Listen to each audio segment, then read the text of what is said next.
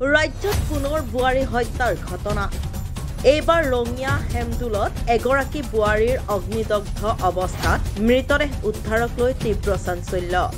স্বামী গৃহৰ পৰিয়ালে হত্যা কৰাৰ সন্দেহ বোৱাৰীগৰাকীৰ পৰিয়ালৰ।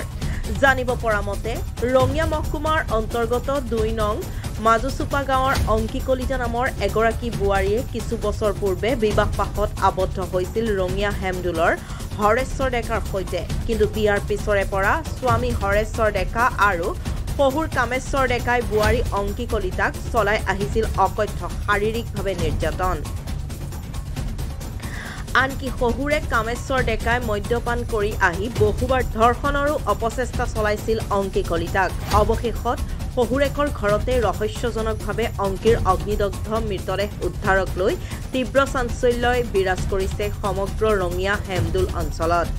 বৰ্তমান ঘটনাস্থলীত আৰক্ষী উপস্থিত হৈ ইতিমধ্যে গ্ৰেপ্তাৰ কৰিছে মৃত অংকী কলিতাৰ স্বামী হৰেশ্বৰ ডেকা আৰু শহুৰে কামেশ্বৰ ডেকাক। পৰিয়ালৰ লোকৰ সন্দেহ এয়া এক পৰিকল্পিত হত্যাকাণ্ড। আৰক্ষীৰ তদন্তৰ পিছতহে পোহৰলৈ আহিব সমগ্ৰ ঘটনাৰ ৰহস্য। আজিৰ পৰা কেইদিনৰ আগতে মোক ফোন মাৰিছিল ৰাতি, মাৰি পেলাই কয় যে হৰেশ্বৰ ডেকাই তাৰমানে তাক বহুত অত্যাচাৰ কৰে, বহুত মাৰে বা হেৰি কৰে, একদম অত্যাচাৰ কৰে। আৰু লগতে সিহঁতৰ বনীয়েক কেইজনী আহে, সৰু বনীয়েকজনী আহি মানে বাচ্ছাটোক খোৱা গাখীৰখিনিও তাই ঘৰত লৈ গুচি যায়। দেউতাকটো আছেই, হৰেশ্বৰ ডেকাৰ দেউতাকেতো অত্যাচাৰ কৰে, গালি গলাজ পাৰে, একদম বায়েক এটা আছে, সিহঁতেও আহি অত্যাচাৰ কৰি থাকে। সিহঁতে আহি একদম নানান ধৰণৰ তাক কথা মাতি থাকে আৰু এই বায়েকটো এনেকুৱা।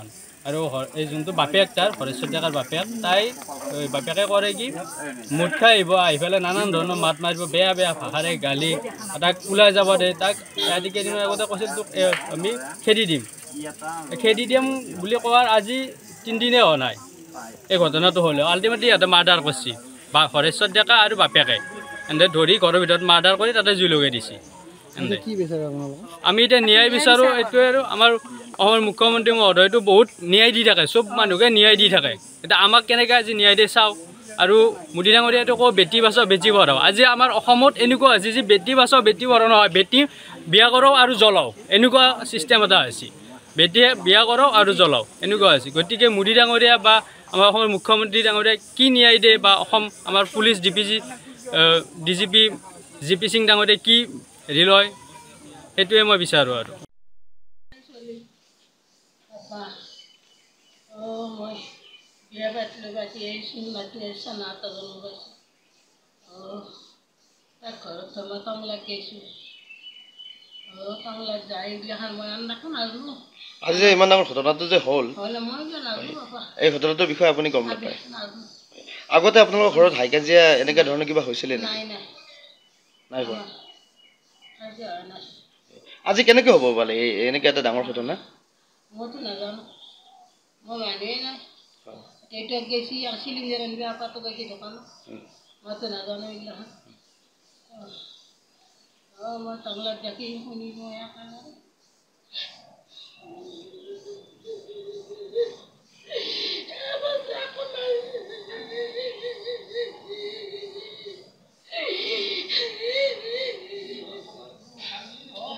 এতিয়া আপুনি ইয়াৰ সুবিচাৰ কি বিচাৰিছে, মানে ইয়াৰ পৰা কি বিচাৰিছে? মানে যিটো ঘটনা ঘটি গ'ল আজি, তো এতিয়া ধৰক সমাজে বা বিভিন্ন মহলে হয়তো ভাবিব যে আপোনাৰ ঘৰত হাই কাজিয়া হৈ আছিলে আজি, বা তেনেকুৱা ধৰণৰ ঘটনা এটা ঘটিলে, নাইবা যদি তেখেতে নিজে কৰিছে এই যিটো আজি ঘটনা, কিন্তু এই ক্ষেত্ৰত আপুনি এতিয়া কি আহ্বান জনাব, মানে সকলোকে কি অনুৰোধ জনাব কওকচোন?